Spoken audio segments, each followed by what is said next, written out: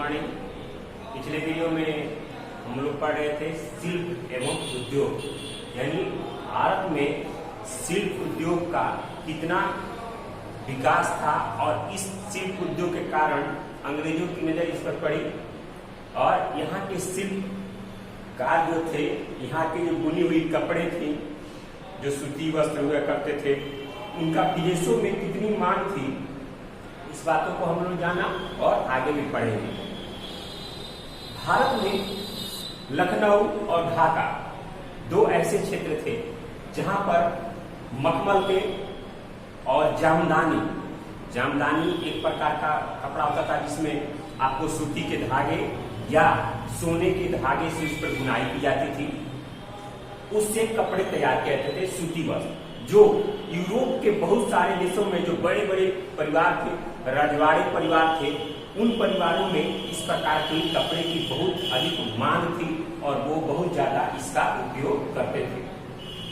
इसके कारण भारत से वो वस्तुएं, वो कपड़े तैयार होकर यूरोप के अन्य देशों में जाते थे, उनका निर्यात होता था और वहां से वो उचित कीमत यहाँ मिलती थी।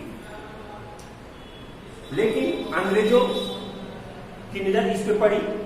अंग्रेज चूंकि जो यहाँ से कच्चा माल ले जाते थे, अपने देश में कंपनियों में अधिक उत्पादन करके यहाँ जो बाजार था, यहाँ बाजार उन्होंने खोज लिया, यहाँ व्यापार वो कर रहे थे। लेकिन उसके बावजूद भी, अधिक उत्पादन होने के बावजूद भी यहाँ से जो बने कपड़े थे और जितनी उनकी मांग थी, वो उतनी मांग उनके कपड़ों की यूरोप के या अन्य बाजारों में नहीं थी, क्योंकि यहाँ के जो शिल्पकारी थे वो काफी अच्छी किस्म के कपड़े बुनते थे, कढ़ाई करते थे, अच्छी किस्म के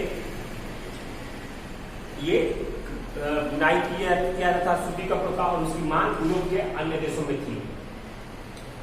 19वीं शताब्दी में सूरत और अहमदाबाद दो ऐसे क्षेत्र थे जहां पटोला बुनाई वाले कपड़े तैयार किए थे।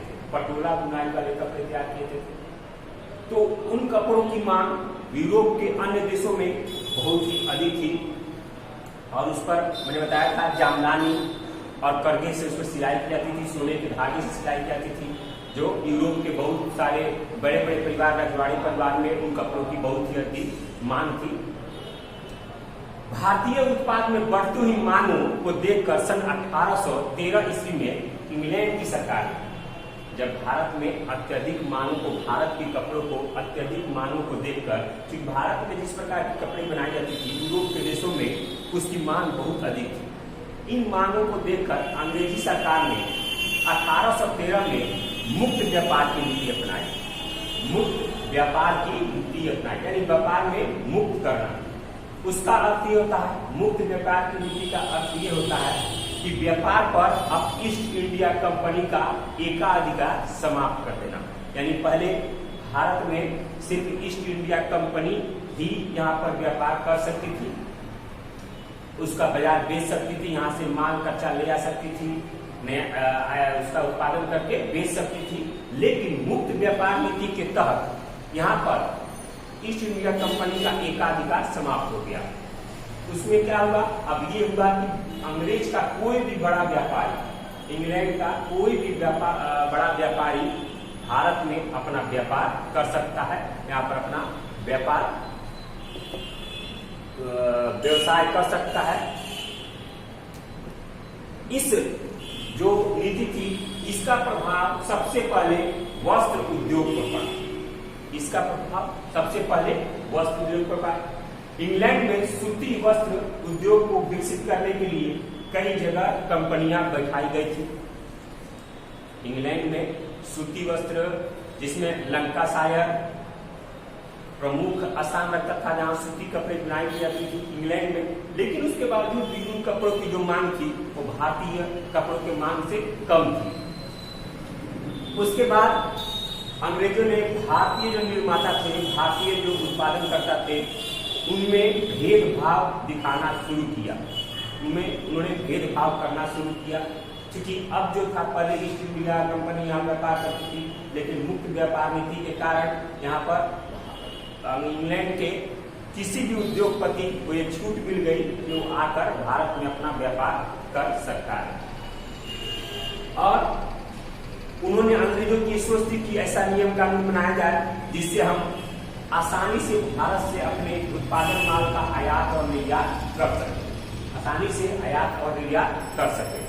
यहाँ से कच्चा माल ले जाए अपने यहाँ कंपनियों में उत्पादन करके और यहाँ इस बाजार में, चूंकि इनको एक बाजार भी चाहिए, बाजार में यहाँ बेच सके और ज्यादा से ज्यादा अपना मुनाफा कमा सके और वहां से ज्यादा खपत यहाँ कपड़ों की हो सके।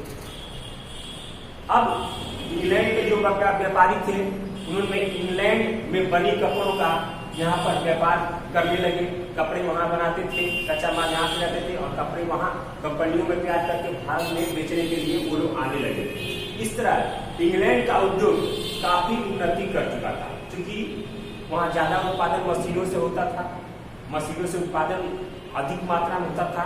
तो अधिक मात्रा में उत्पादन करने के लिए अधिक बाजार की जरूरत है, अधिक लोगों की जरूरत है और वो भारत में था और यहाँ पर वो लोग अपना व्यापार करते थे और यहाँ बेचते थे और काफी मुनाफा कमाते थे। मुक्त व्यापार की नीति एक तरह की नीति को भारत से जो सामान इंग्लैंड जाता था उस पर वही आयात कर लगाता था। इंग्लैंड जो जाता था भारत से सामान, वो मुक्त व्यापार नीति जो था वहीं पे कर लगाता था, यानी टैक्स लगाता था।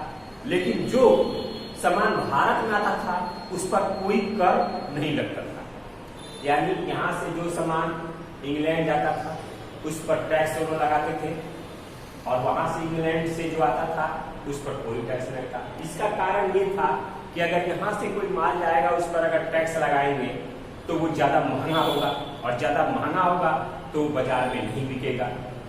और अपने यहाँ से टैक्स नहीं लगाते थे वो लोग, तो टैक्स नहीं लगाएगा तो वो सामान जो वो कपड़ा जो था वो सस्ता होता था और भारतीय बाजार में लोग आसानी से उसको पहन सकते थे। तो ये उनकी सोची समझी सारी थी। अब इंग्लैंड के सामान जो थे वो सस्ते दामों पर उपलब्ध थे।